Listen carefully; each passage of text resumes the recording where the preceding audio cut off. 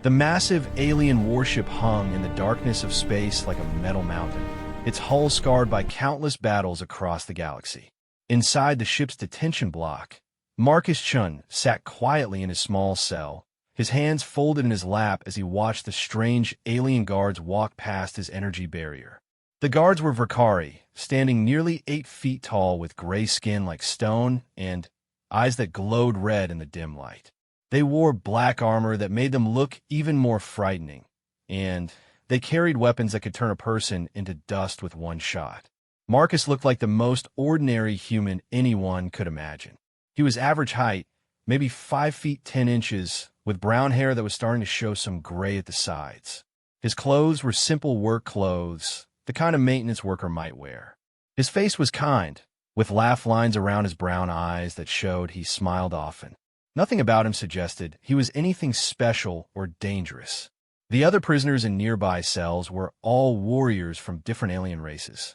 There was a Crothan battle chief with 4 arms and muscles like steel cables. Next to him sat a Zephyrian assassin whose blue skin could change color to match her surroundings. No maintenance worker, just happens to be there. Sometimes life surprises you, Marcus replied calmly. The aliens exchanged glances. They had all heard stories about humans, the newest species to join the galactic community. Humans were supposed to be weak, with soft skin and no natural weapons like claws or acid glands.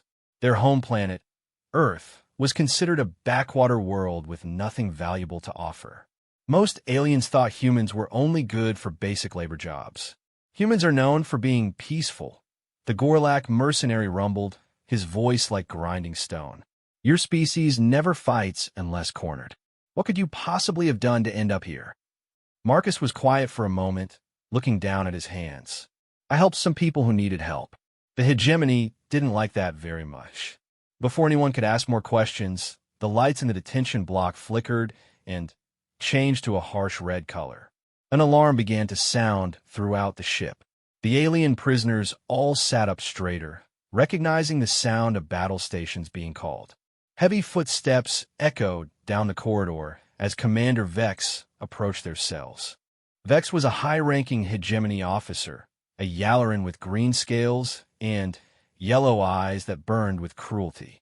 He wore a black uniform covered in medals from his many victories against rebel forces. Behind him walked 6 Verkari guards, their weapons ready. Well, Vex said in perfect galactic standard, his voice smooth and dangerous. My famous prisoners, the last leaders of the pathetic rebellion that thought it could challenge the might of the hegemony. He stopped in front of Marcus's cell, studying the human with interest. And here we have a mystery. Marcus Chun, according to our records, just a simple maintenance technician from Earth. Yet somehow, you were found on the command ship of the rebel fleet during our final victory. Care to explain? Marcus looked up at the commander with the same calm expression he had shown the other prisoners. I was fixing the air recycling system. It had a malfunction. Vex laughed, a harsh sound that echoed off the metal walls. A malfunction? During the most important battle of the war? How convenient. He leaned closer to the energy barrier. Our intelligence suggests that someone on that ship fed us false information about rebel defenses. Someone helped us win that battle by sabotaging the rebels from within. Was that someone, you little human? The other prisoners turned to stare at Marcus in shock. The possibility that he might be a traitor who had helped the hegemony destroy the rebellion sent waves of anger through them. The Crothan's 4 fists clenched, and the Zephyrian's skin shifted to deep red, showing her fury. I don't know anything about that, Marcus said quietly. Of course you don't, Vex replied with a cold smile. Well, it doesn't matter now. The rebellion is finished. Every major leader is dead or captured. The remaining rebels are scattered across the galaxy, hiding like the vermin they are. Soon, the hegemony will rule every star system, and there will be perfect order in the galaxy. The ship shuddered suddenly, and the lights flickered again. Vex frowned and touched a communication device on his collar. Bridge, report. A nervous voice came through the speaker. Commander, we're detecting multiple ships approaching our position. They appear to be rebel vessels, but Our sensors are having trouble getting clear readings. Impossible Vix Snapped. There are no significant rebel forces left. How many ships? Unknown, sir. The interference is too strong. But, sir, they're moving in a very strange formation. Our tactical computer can't predict their attack patterns. Another shudder ran through the ship, stronger this time. The emergency lighting came on, bathing everything in red. Vex's eyes narrowed as he looked back at Marcus, who still sat calmly in his cell. You know something about this? Vex accused. Marcus shrugged slightly. I'm just a maintenance worker. The commander's hands formed fists. Guards, I want enhanced interrogation chambers prepared immediately, starting with the human. If there's an attack coming, I want to know everything about it. As the guards moved to comply with the order, Marcus finally stood up. The simple action somehow changed the entire atmosphere in the detention block. The other prisoners felt at first a subtle shift in the air, like the moment before a thunderstorm. There was something different about the human now, something that made their warrior instincts wake up and take notice. Commander Vex, Marcus said, his voice still gentle but carrying a new weight. I need to tell you something important. Vex paused, struck by the change in the human's demeanor. What? I lied about being just a maintenance worker. The ship shook again, more violently this time. Weapons fire could be heard in the distance, growing closer. The Verkari guards raised their weapons nervously, not sure where to aim them. What are you then? Vex demanded. Marcus walked to the front of his cell, placing his hands on the energy barrier. Where his palms touched the barrier, small sparks of electricity danced across the surface. The other prisoners watched in amazement as the barrier began to flicker and weaken. I'm the person they sent to get my friends back, Marcus said simply. The energy barrier collapsed with a sound like breaking glass. Alarms began screaming throughout the ship as security systems detected the breach. The Verkari guards opened fire immediately, their energy weapons sending brilliant beams of destruction toward the human. Marcus moved like water, flowing around the weapon's fire with impossible grace. His hand struck out with surgical precision, hitting pressure points on the guard that dropped them unconscious before they could fire again. In less than 10 seconds, all 6 guards were on the ground, and Marcus was calmly removing their weapons and key cards. That's impossible, the Gorlak mercenary whispered. No one moves that fast, especially not a human. Marcus turned to the other cells, using the guards' key cards to deactivate their energy barriers. Nothing is impossible. Sometimes we just need the right motivation. Commander Vex had drawn his own weapon, a high-powered plasma pistol that could cut through armor plating. His hands shook slightly as he aimed it at the human. Stay back. I don't know what you are, but I'll burn you down before I let you escape. Commander, Marcus said, stepping toward him without fear. Let me explain something about humans that your intelligence reports probably missed. The ship rocked again, and through the viewports in the corridor, flashes of laser fire could be seen as the space battle raged outside. The sound of running feet echoed from deeper in the ship as crew members rushed to battle stations. We're not warriors by nature, Marcus continued, still walking slowly toward Vex. We prefer peace, cooperation, building things instead of destroying them. But there's something else about humans that makes us very dangerous when we need to be. Vex fired his weapon. The plasma beam should have burned a hole through Marcus's chest, but somehow the human wasn't there when the beam arrived. He had moved aside at exactly the right moment, as if he had known exactly when and where the commander would fire. We don't give up, Marcus said, now close enough to reach out and touch the alien officer. When someone we care about is in danger, we become something else entirely. Something that doesn't stop, doesn't surrender, and doesn't show mercy to those who threaten our family. Marcus's hand moved faster than the eye could follow. The plasma pistol flew from Vex's grip and clattered across the floor. The commander found himself on his knees, gasping for air, with the human's hand resting gently on his shoulder. The people you captured aren't just rebel leaders, Marcus explained, his voice still calm and peaceful. They're my friends. Some of them saved my life once, on a planet called Haven's Rest. I made them a promise that day. I told them that if they ever needed help, I would come for them, no matter where they were, no matter how many enemies stood in my way. The freed prisoners stared at Marcus in wonder and growing understanding. This wasn't just a human maintenance worker. This was something much more dangerous. "Who are you?" the Zephyrian assassin asked. Marcus smiled, and for the first time, there was steel behind his gentle expression. "My name is Marcus Chun. I used to be a maintenance worker. That much was true. But for the last 3 years, I've been something else. The rebellion never had official leaders. It was too dangerous, made us too easy to target. Instead, we had coordinators, people who moved between different rebel cells, sharing information and resources, people who could disappear when the hegemony came looking." He turned to look out the viewport at the battle raging outside. Rebel ships were everywhere, attacking the massive hegemony vessel from all directions with tactics that seemed to defy logic. "I was one of those coordinators," Marcus continued. "And what Commander Vex doesn't understand is that this rescue mission isn't just about saving you. It's about sending a message to every rebel cell in the galaxy." Another massive explosion rocked the ship. Emergency lights were flashing everywhere now, and the sound of combat was getting closer. Somewhere in the distance, someone was screaming orders in the hegemony's military language. "What message?" Commander Vex gasped, still struggling to breathe properly. Marcus knelt down next to the fallen officer, his voice dropping to almost a whisper. "The message is simple.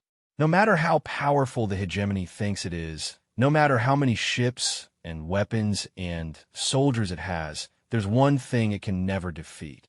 He stood up and began walking toward the detention block's exit, the freed prisoners following him. Behind them, Commander Vex tried to crawl toward his fallen weapon. "What thing?" Vex called out desperately. Marcus paused at the doorway and looked back. "Hope. As long as one human draws breath, hope will never die. And hope has a way of inspiring others to do impossible things." The lights went out completely for a moment, plunging the detention block into darkness. When the emergency power came back on, Marcus and the prisoners were gone, leaving only the unconscious guards and a commander who was beginning to understand that he had greatly underestimated the most dangerous enemy he had ever faced. The real battle was just beginning. Marcus led the group of freed prisoners through the maze of corridors inside the massive hegemony warship. The vessel was enormous, built like a floating city with thousands of crew members and enough firepower to destroy entire planets. Red emergency lights cast eerie shadows on the metal walls as they moved, and the constant sound of battle echoed from outside the hull. The Crothan battle chief, whose name was Korax, kept glancing at the human with new respect. "Marcus Chun, how do you know your way around this ship? These vessels are classified military designs." Marcus paused at an intersection, listening carefully to the sounds around them. His head tilted slightly as he processed information that the others couldn't detect. "I spent 6 months working on a captured hegemony destroyer," he explained simply. "All their ships follow the same basic layout. Command bridge at the top, power systems in the center, detention blocks near the bottom." The Zephyrian assassin, called Zira, had her skin shifted to match the gray metal walls around them. 6 months? How did rebels get access to a destroyer for that long without the hegemony finding it? "We didn't steal it," Marcus replied, leading them down a service corridor that was narrow but empty of crew. "We bought it." The massive Gorlak mercenary, known as Thud, laughed despite their dangerous situation. "Bought it? From who?" Marcus smiled. "From hegemony officers who decided they liked gold more than they liked their empire. Corruption is everywhere, even in the most disciplined military. You just have to know which pressure points to apply." They moved through the ship like ghosts, avoiding the main passages where crew members were running to battle stations. Marcus seemed to know exactly where every camera was located, every patrol route, every blind spot in the ship's security. He moved with the confidence of someone who had studied every detail of their enemy. "How many ships are attacking us?" Korax asked as another explosion shook the vessel. 43. Marcus answered without hesitation. Zira's skin flickered with surprise. How could you possibly know that? Because I sent the signal for them to come, Marcus explained. Each ship has a specific attack pattern based on their capabilities. The pattern of weapons fire tells me exactly which captains responded to the call. Thud shook his massive head in amazement. 43 ships against a hegemony dreadnought? That's suicide. This vessel has shields that can withstand attacks from entire fleets. Marcus stopped at another intersection and held up his hand for silence. In the distance, they could hear the sound of Rakari soldiers running past, their heavy boots striking the metal floor in perfect rhythm. He waited until the sound faded before speaking. The ships aren't trying to destroy this vessel, he said quietly. They're providing a distraction while we complete our real mission. Which is? Zira asked. Rescuing every prisoner on this ship, not just you four. Then, we're going to steal something that will change the entire war. Marcus led them deeper into the ship, taking routes that seemed to go in circles but actually avoided all the security checkpoints. As they walked, he explained more about what was happening. This isn't just a prison ship, he said. It's the hegemony's primary intelligence vessel. Every piece of information they've gathered about rebel operations is stored in the central database. Ship positions, safe houses, supply routes, the names of every rebel sympathizer in their territory. Korax's eyes widened. If we could access that information, we could warn everyone who's in danger, Marcus finished. And, more importantly, we could find out where they're keeping the other prisoners. The hegemony has been spreading captured rebels across dozens of facilities to prevent exactly this kind of rescue. They reached another service hatch, and Marcus pulled out a small device that looked like it had been built from spare parts. He connected it to the ship's internal network access point and began typing commands on a tiny display. Where did you get that? Thud asked, impressed by the sophisticated equipment. I made it, Marcus replied, concentrating on his work. Humans are good at building tools. We've been doing it for thousands of years. The device beeped softly, and Marcus nodded with satisfaction. Good. I now have access to the ship's internal systems. Life support, navigation, communications, everything. Zira watched him work with growing amazement. You're not just a coordinator, are you? You're something else entirely. Marcus looked up from his device with that gentle smile that was becoming familiar to them. Before the war, I was a maintenance worker, but I was also other things. I had hobbies, interests, things I studied in my spare time. What kind of things? Korax asked. Electronics, computer programming, mechanical engineering, tactical analysis, alien languages, xenobiology, space navigation, weapons systems. Marcus paused, thinking. About 37 different subjects, last time I counted. The aliens stared at him in shock. Most species specialized in one or two areas of expertise. The idea of someone learning dozens of complex subjects was almost incomprehensible to them. How was that possible? Thud rumbled. Humans are curious. Marcus explained simply. We like to learn new things. And we have long lives compared to some species, so we have time to study. His device beeped again, and Marcus's expression became more serious. We have a problem. According to the ship's records, there are over 200 prisoners on board, not just the four of you. They're being held in 17 different locations throughout the ship. 200, Zero whispered. That's almost every rebel leader still alive. Yes, and that means this is a trap. Marcus disconnected his device and put it away. The hegemony knew we would try to rescue you. They concentrated all the important prisoners on one ship and waited for us to come. Korax's four hands formed fists. Then, we're walking into an ambush. No, Marcus said calmly. They're walking into ours. The hegemony made a mistake. They assumed that humans think like other species, that we would try to sneak in, grab our friends, and escape quietly. They don't understand that humans have a different approach to impossible situations. Another massive explosion rocked the ship, and this time the lights flickered and stayed dim. The sound of weapons fire was much closer now, echoing through the corridors around them. What approach? Zira asked. Marcus began walking again, leading them toward the ship's central core. When humans can't sneak around a problem, we go straight through it. And when we can't defeat an enemy with superior numbers, we change the rules of the game entirely.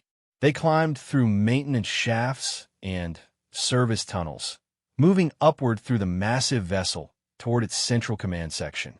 Marcus moved with complete confidence, as if he had been planning this route for months. How long have you been preparing for this mission? Thud asked. Ever since I heard you had been captured, Marcus replied. About 3 weeks. 3 weeks? You organized 43 ships and planned an attack on a dreadnought in 3 weeks. Actually, it took 2 weeks to plan the attack. The third week was spent learning everything about Commander Vex. Korax looked puzzled. Why Vex specifically? Marcus stopped at another access panel and began connecting his device again. Because Vex is a perfectionist who believes completely in hegemony superiority. That makes him predictable. I knew exactly how he would react when rebels appeared to attack his ship. The device displayed a schematic of the ship's layout, showing the positions of crew members throughout the vessel. Marcus studied it carefully, noting the patrol patterns and defensive positions. Look at this, he said, pointing to the display. Vex has pulled security forces from all over the ship to defend the command bridge and the main weapons arrays. The detention blocks are lightly guarded now, and the central computer core is almost empty. He's defending the wrong things, Zira realized. Exactly. He's thinking like a traditional military commander, protecting the areas that seem most important. But our real target is information, not weapons. Marcus led them through another series of passages, always staying ahead of the security patrols. The ship was massive, but he moved through it like he had lived there for years. Tell me something, Korax said as they climbed through a vertical maintenance shaft. How did you really end up on the rebel command ship during the final battle? And don't say you were fixing the air recycling system. Marcus was quiet for a moment as they climbed. I was trying to prevent the battle from happening. What do you mean? I had discovered that someone was feeding information to the hegemony. Someone high up in the rebel command structure was a traitor. I went to the command ship to warn them, but I arrived too late. The trap had already been set. They reached another level of the ship, closer to the central command areas. Here the passages were wider and better lit, but also more heavily patrolled. Marcus checked his device again before continuing. The rebel commanders didn't believe me at first, he continued. They thought the intelligence they had received was legitimate. By the time they realized I was right, the hegemony fleet was already in position. So you stayed to help with the battle, Thud said. I stayed to make sure the traitor didn't escape, Marcus corrected. And to plant something in the hegemony communication system that would help us later. Zira's skin flickered with curiosity. What did you plant? Marcus smiled, and this time there was something almost predatory in his expression. A virus. A very patient, very intelligent virus that has been learning about hegemony systems for the past month. It's been copying data, mapping networks, and preparing for today. The ship shuddered again, but this time it felt different. Instead of weapons impacts, it felt like something inside the vessel was changing. The lights flickered in a pattern that seemed almost organized. The virus is activating, Marcus explained. In about 10 minutes, I will have complete control of every system on this ship. Life support, artificial gravity, weapons, shields, communications, everything. The 3 alien prisoners looked at each other in amazement. They were beginning to understand that this human was far more dangerous than anyone had realized. Commander Vex is about to learn something important about humans, Marcus said as he led them toward their next destination. We don't just fight wars. We end them. The ship's central computer core was a massive chamber filled with crystalline data storage units that hummed with energy. Blue light pulsed through the transparent columns that contained the accumulated intelligence of the hegemony's war effort. Marcus stood before the main access terminal, his fingers moving across the controls with the skill of someone who had been born to work with advanced technology. This is impossible, Korax whispered, watching displays that showed the human gaining access to systems that should have been protected by military-grade encryption. Those security protocols would take our best technicians months to break. Your technicians think like warriors, Marcus replied without looking up from his work. They try to smash through barriers with brute force. Humans think like puzzle solvers. We find the patterns that others miss. The ship around them was changing.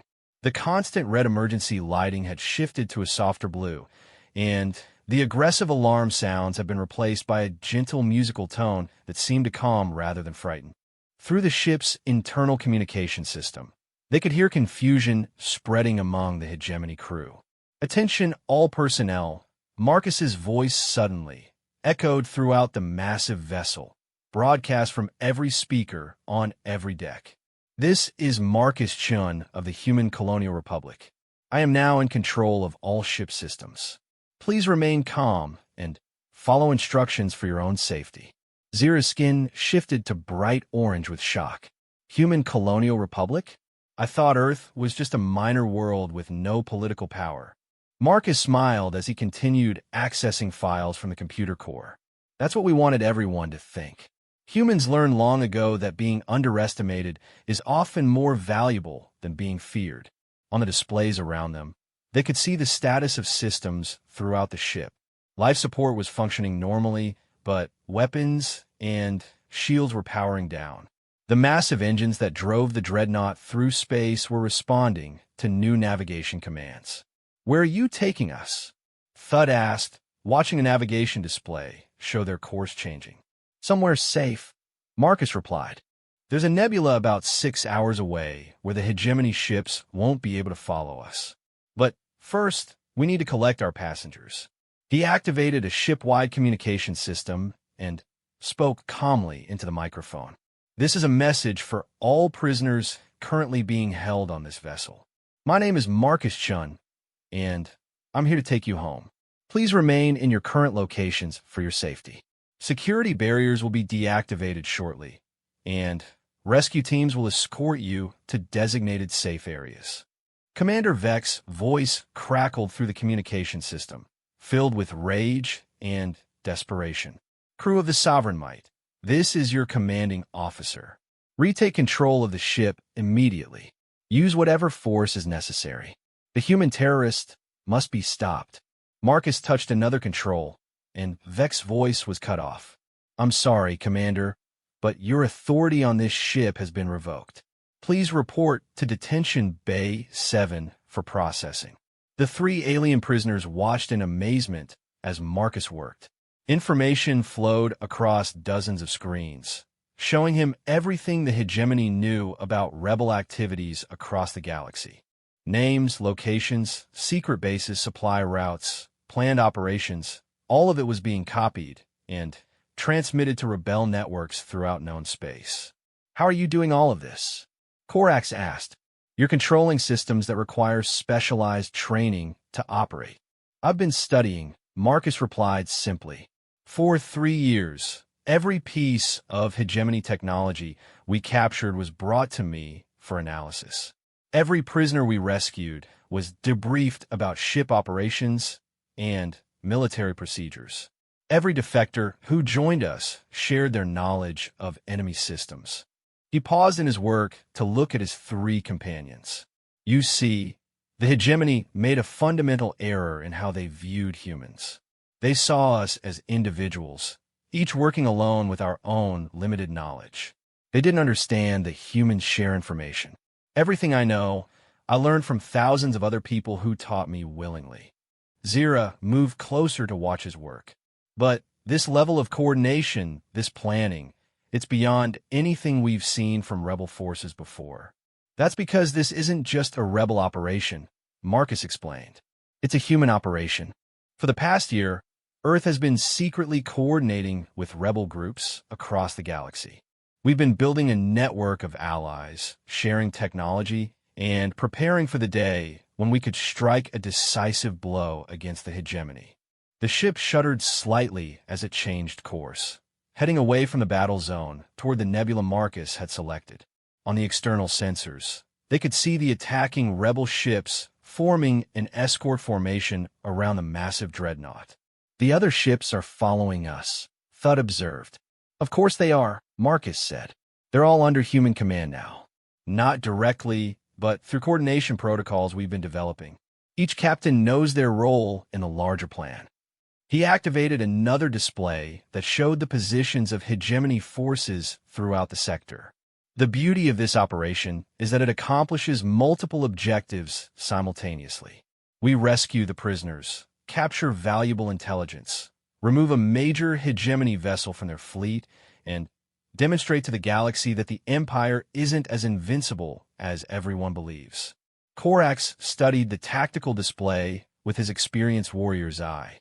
The hegemony will send pursuit fleets. Yes, they will. And they'll find nothing but empty space. We have methods of hiding ships that the hegemony hasn't discovered yet. Marcus's device beeped, indicating that another phase of his virus had activated. Throughout the ship, detention barriers were powering down and security doors were opening. The prisoners were free, but they were also receiving comm instructions through the ship's communication system, guiding them to safe gathering areas. "How many humans are involved in this operation?" Zira asked. Marcus thought for a moment. "Directly? About 300. Indirectly? Several million. Earth population decided that we couldn't stand by and watch the hegemony enslave the galaxy. So we did what humans do best. We organized." On the screens around them, they could see hegemony crew members moving through the corridors, but they weren't trying to retake control of the ship. Instead, they seemed confused and uncertain.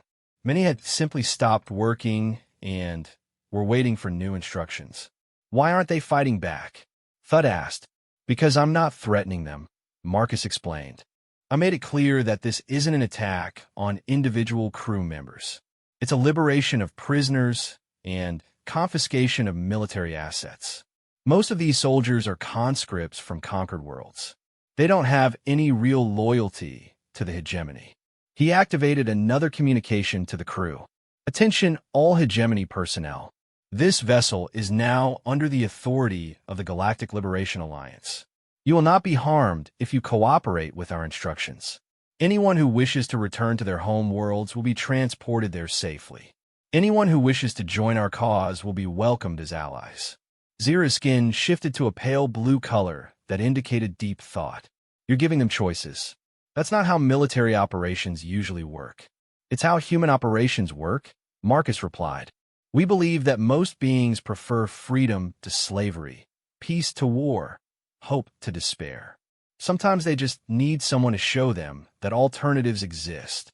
The ship's internal sensors showed hundreds of crew members laying down their weapons and gathering in designated areas. A few were attempting to reach emergency communication stations, but Marcus's virus was blocking all outgoing transmissions. "What about Commander Vex?" Korax asked. Marcus pulled up a display showing the detention block where they had been imprisoned. Vex was pacing in one of the cells, shouting at the guards who had once served him but were now following Marcus's instructions. "The commander is learning what it feels like to be powerless," Marcus said. "He'll be given the same choice as everyone else: return home or join the cause of freedom. But I suspect his pride won't let him choose either option." The computer core around them hummed with activity as terabytes of data flowed through the crystalline storage matrices. Marcus was copying everything, not just military intelligence, but historical records, scientific research, cultural databases, and economic information. The accumulated knowledge of a galactic empire was being transferred to rebel networks across known space. This information will change everything, Zero realized. Rebel groups will know where to strike, which systems are weakly defended, which officials might be willing to defect.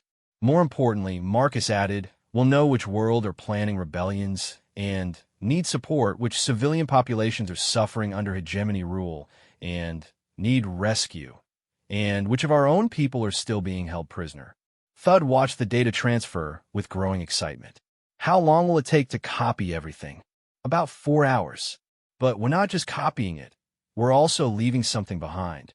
Marcus activated another program, and new displays showed virus code spreading through the hegemony's computer networks.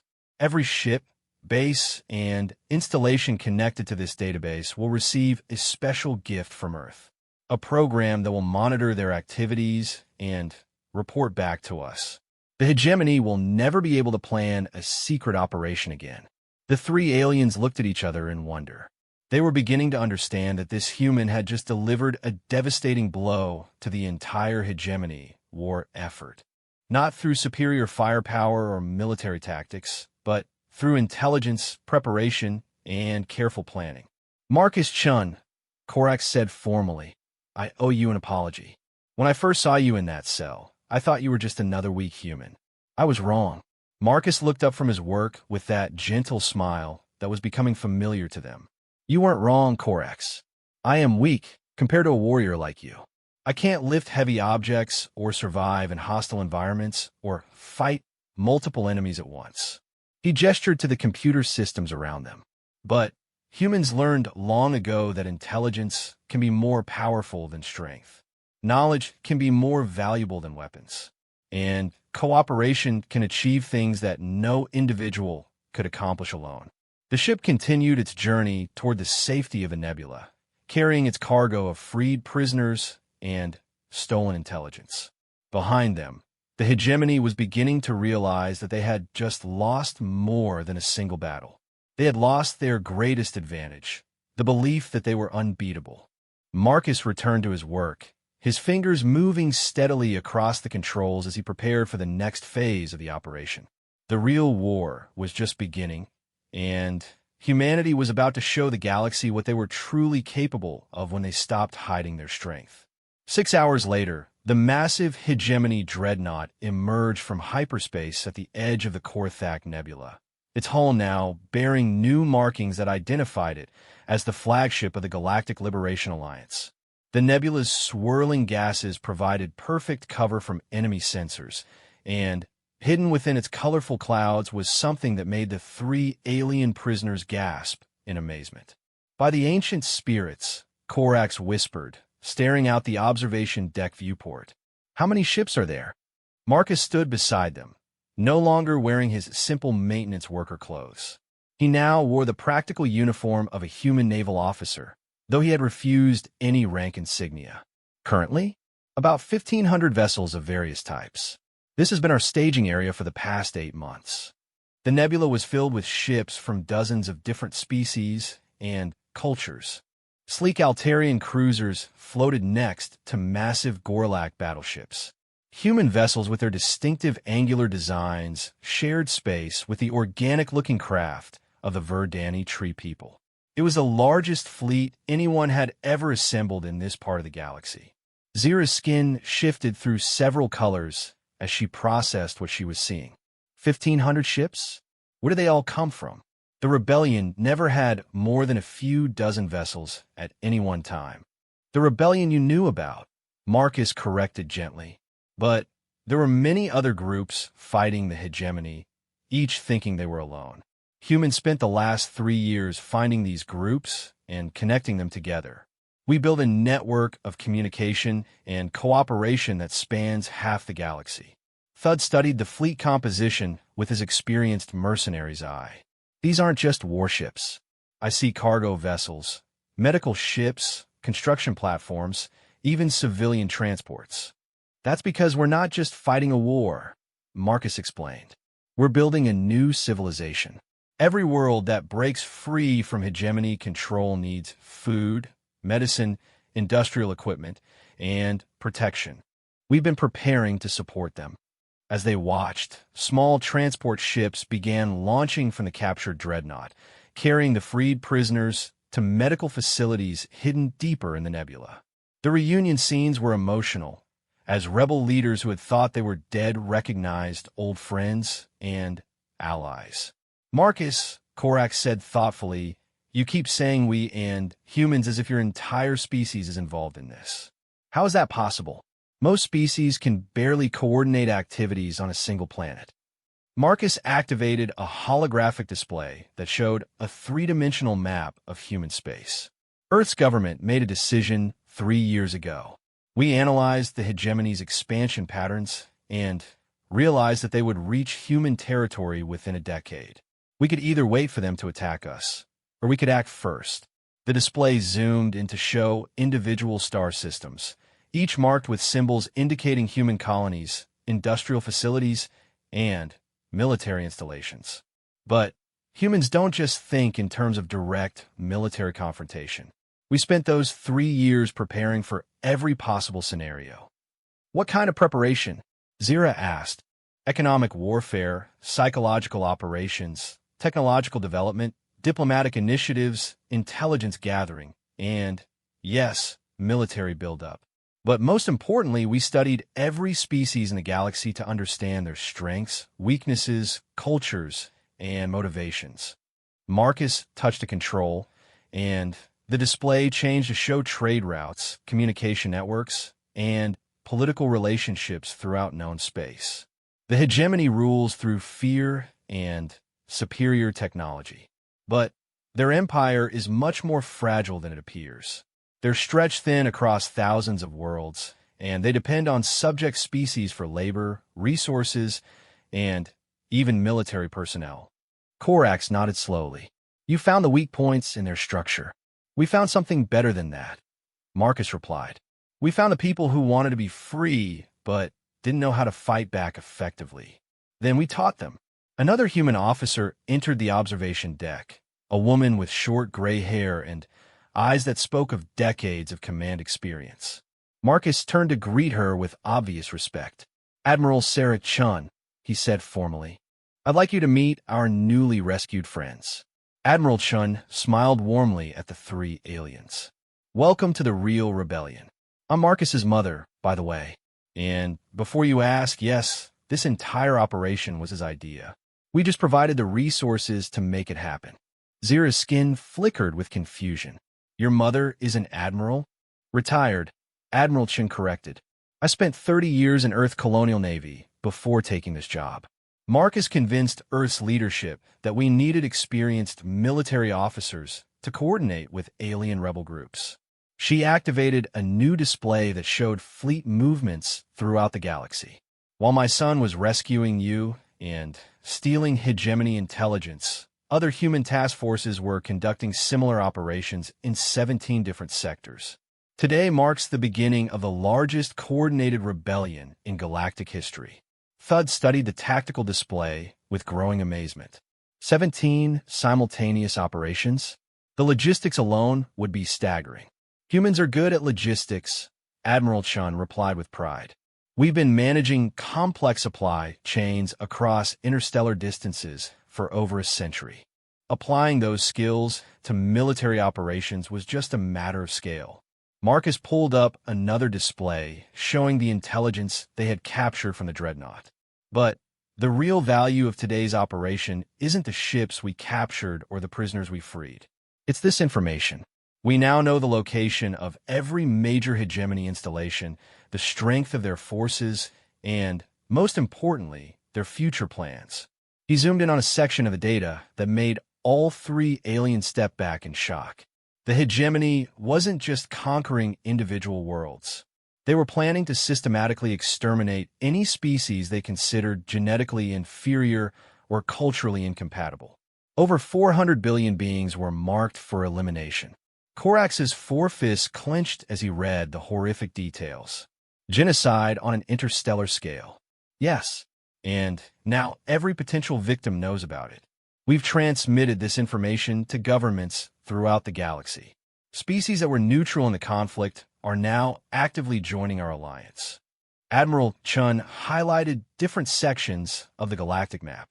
In the 6 hours since we captured this intelligence, 12 major worlds have declared independence from the hegemony. 43 more have requested military assistance to protect their populations. The empire is beginning to collapse from within.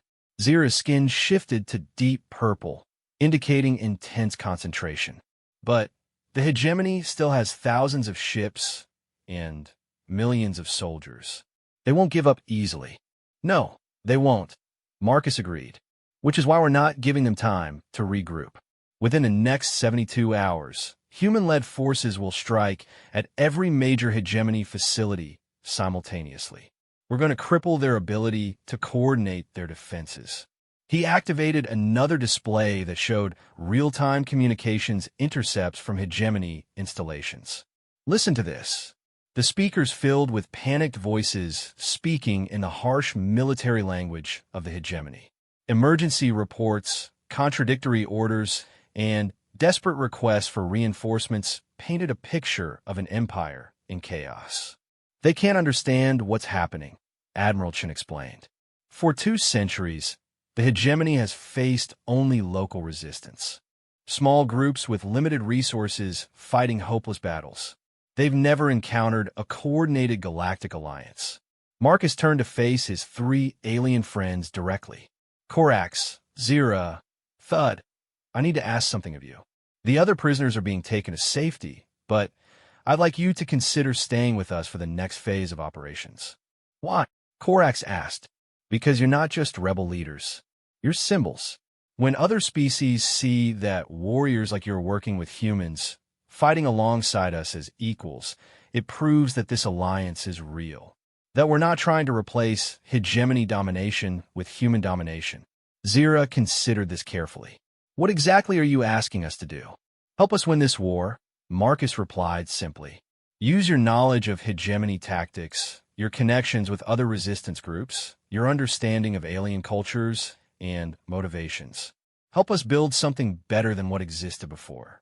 Admiral Chen added, we're not fighting just to destroy the hegemony.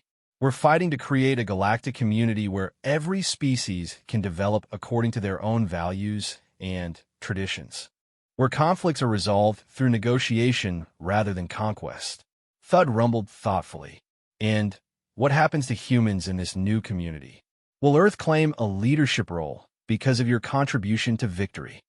Marcus and his mother exchanged glances, and both smiled. That's the best part, Marcus said. Humans don't want to rule the galaxy.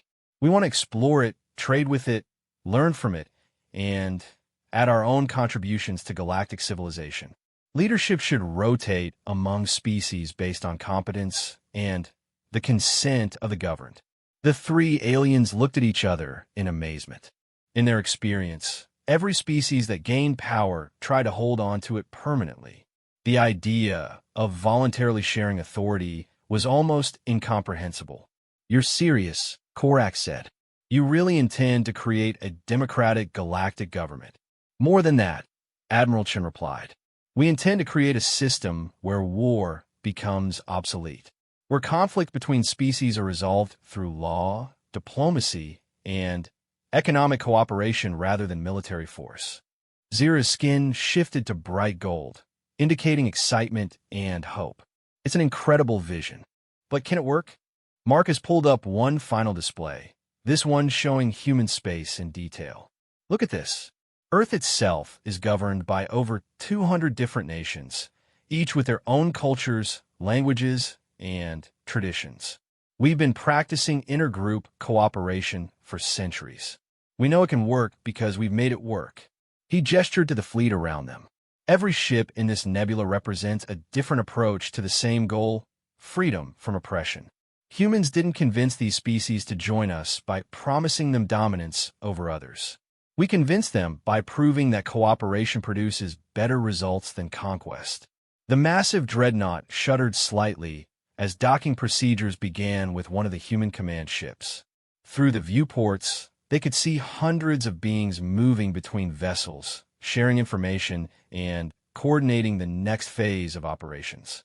So, Marcus said, turning back to his alien friends, will you help us finish what we started today? Korax spoke first. Marcus Chun, when I first met you, I thought you were the weakest being I had ever encountered. Now I believe you may be the most dangerous warrior in the galaxy. Yes, I will fight alongside humans. Zira's skin brightened to pure silver. The Zephyrian clans will join this alliance. We have been waiting centuries for someone to offer us hope instead of just another master. Thud's massive frame straightened with military pride. The Gorlak mercenary guilds will contribute our strength to this cause. But I have one condition. What condition? Marcus asked. When this war is over, I want to visit Earth. I want to see the world that produced someone like you." Marcus laughed, a sound of pure joy that echoed through the observation deck.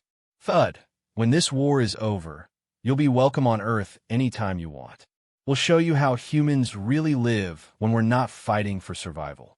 Outside the viewports, the fleet began to move as thousands of ships prepared for the next phase of the largest military operation in galactic history. The hegemony was about to discover that they had made a fatal error. They had given humanity a reason to stop hiding their true capabilities. The war for galactic freedom was about to enter its final phase. 3 years after the Battle of Korthak Nebula, Marcus Chin stood on the observation deck of Unity Station, the massive space habitat that served as the capital of the Galactic Alliance. Through the transparent aluminum windows, he could see ships from hundreds of different species arriving and departing, carrying diplomats, traders, scientists, and tourists between thousands of worlds that had chosen freedom over tyranny. The hegemony was gone. Its empire collapsed after a campaign that lasted only 18 months. Not through endless battles and massive casualties, but through the patient application of human strategies, cutting supply lines, encouraging defections, supporting local rebellions, and, most importantly, offering every being in hegemony territory a better alternative. "Hard to believe it's over," Korak said, joining Marcus at the window. The Crothan warrior now wore the blue uniform of an Alliance admiral, his 4 arms displaying the rank insignia of someone who commanded respect throughout the galaxy. "It's not over," Marcus replied gently. "It's just beginning. Destroying an empire is the easy part. Building something better is the real challenge." Through the viewport, they could see the construction of new sections of the station, where additional species were setting up embassy facilities and cultural centers. The Galactic Alliance had grown from the original rebellion to include over 3,000 civilizations, each contributing their unique strengths to the growing community. Zira materialized beside them, her skin displaying the calm blue patterns that had become her normal coloration in peacetime. "The council session went well," she reported. "The hegemony successor states have agreed to the final peace terms.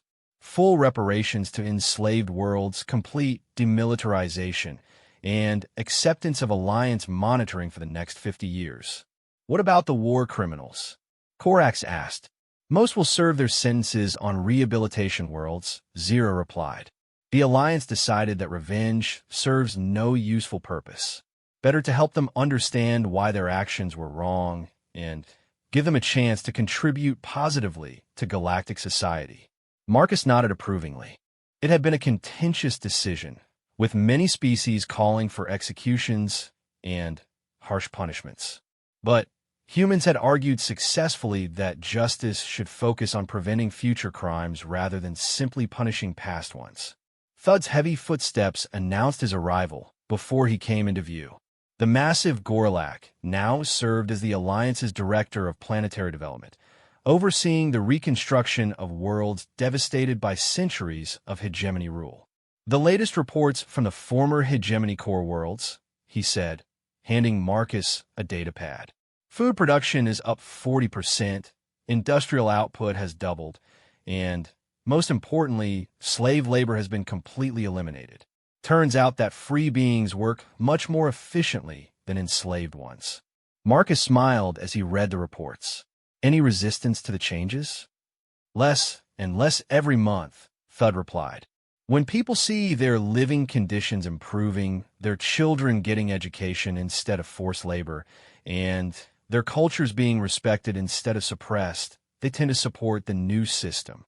Admiral Sarah Chun approached the group, now wearing the insignia of the Alliance Fleet Command.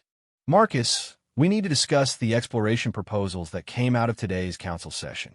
She activated a holographic display that showed a 3-dimensional map of the galaxy. "Now that we've stabilized the former hegemony territory, 17 species have requested permission to launch deep space exploration missions beyond our current borders." Marcus studied the proposed routes, which extended far beyond the edge of known space. "Any signs of other hostile empires out there?"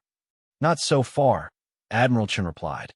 "But we're detecting evidence of ancient civilizations, possibly more advanced than anything we've encountered. The science teams are excited about the possibilities. And you're worried about the risks, Marcus observed. I'm worried that we might encounter something we're not prepared for, she admitted. The hegemony was dangerous, but they were still recognizable. Organic beings with understandable motivations. What if we find something completely alien? Korax's warrior instincts made him straightforward in his response. Then, we'll deal with whatever we find, the same way we dealt with the hegemony. Through cooperation, intelligence, and the determination to protect what we've built. Zira's skin shifted to thoughtful purple. But we should be careful not to become the thing we fought against. The hegemony started as explorers too. They became conquerors because they decided that their way of life was superior to everyone else's. That's why the Alliance Charter includes the non-interference directive, Marcus pointed out. No member species can force their culture or government on others. We can offer friendship and trade, but we can't impose our values. Thud rumbled his agreement. The galaxy is big enough for many different ways of life. Our strength comes from diversity, not uniformity.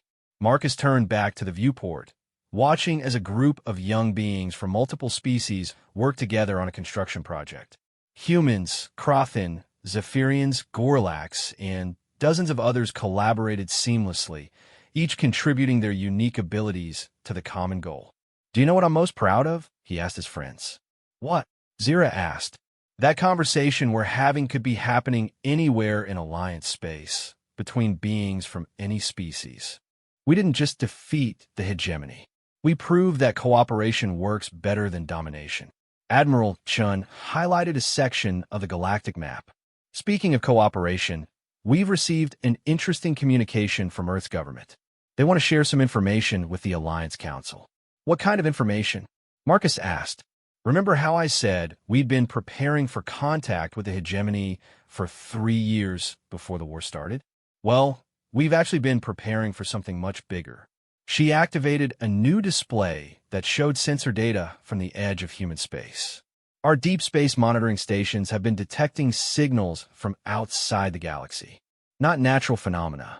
Artificial transmissions that suggest a massive technological civilization. The group stared at the data in silence. The implications were staggering. They had just finished uniting their own galaxy, only to discover that they might not be alone in the universe. How long until they arrive? Korax asked, his military mind immediately jumping to defensive considerations. If they're coming here at all, Admiral Chen replied. The signals could be internal communications within their own civilization. But if they are heading in our direction, our best estimate is several centuries before they arrive. Marcus considered this carefully. Several centuries. Enough time to prepare, if we're wise about it. Prepare for what? Thud asked. War or peace? Both, Marcus replied. We prepare for the possibility that they might be hostile, but we also prepare for the possibility that they might become our greatest allies. The key is not to assume either outcome is inevitable. Zira's skin brightened with excitement. Imagine what we could learn from a galactic-level civilization. Their science, their art, their philosophy. Imagine what we could teach them, Korax added. We've learned something about cooperation that took us thousands of years to discover. That knowledge might be valuable to them. Marcus activated the station's communication system. Attention, all Alliance citizens. This is Marcus Chun with an important announcement. Throughout Unity Station and on thousands of worlds across the galaxy, being stopped their activities to listen to the human who had become a symbol of hope and freedom. Today, we received evidence that we may not be alone in the universe, Marcus continued. Somewhere beyond our galaxy, another civilization exists. We don't know their intentions, their capabilities, or their nature. But we know that if they ever make contact with us, they will find a galaxy united in peace, committed to justice, and dedicated to the principle that all thinking beings deserve freedom and respect. He paused, looking out at the diverse crew working outside the station. The Galactic Alliance was built on the idea that our differences make us stronger, not weaker. That cooperation produces better results than conquest. That intelligence and compassion can triumph over force and cruelty. These principles didn't become true when we defeated the hegemony. They were always true. We just proved it. Admiral Chun smiled with pride at her son. What are your orders for the Alliance fleet? Marcus thought for a moment. Continue the exploration missions, but expand them. I want deep space monitoring stations placed at strategic points around the galactic rim. Not to prepare for invasion, but to ensure we have advance warning of any contact. And if they are hostile when they arrive? Korax asked. Then they'll discover that the galaxy they're trying to conquer is defended by 1,500 different species, each one committed to protecting their neighbors as well as themselves.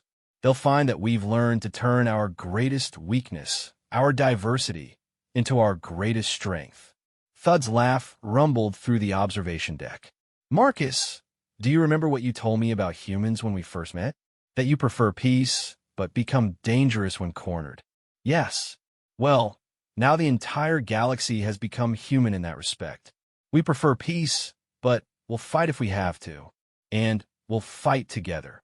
Marcus nodded, then activated the communication system one more time. Citizens of the Alliance, we face an uncertain future. We don't know what challenges await us in the years ahead. But we know that whatever comes, we'll face it together. We've proven that hope can triumph over despair, that freedom can defeat tyranny, and that the dream of a better galaxy can become reality. The age of empires is over. The age of cooperation has begun, and that makes us ready for anything the universe can offer. As the communication ended, the four friends stood together watching the bustling activity of Unity Station. Representatives from thousands of worlds worked side by side, building a future that none of their species could have achieved alone. Marcus, Zira said quietly, when this all started, did you really believe we could win?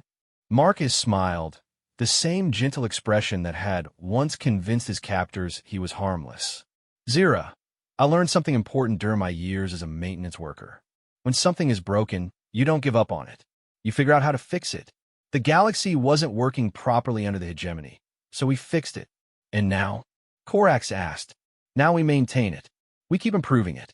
And we get ready to show any visitors from outside our galaxy what happens when different species choose to work together instead of fight against each other.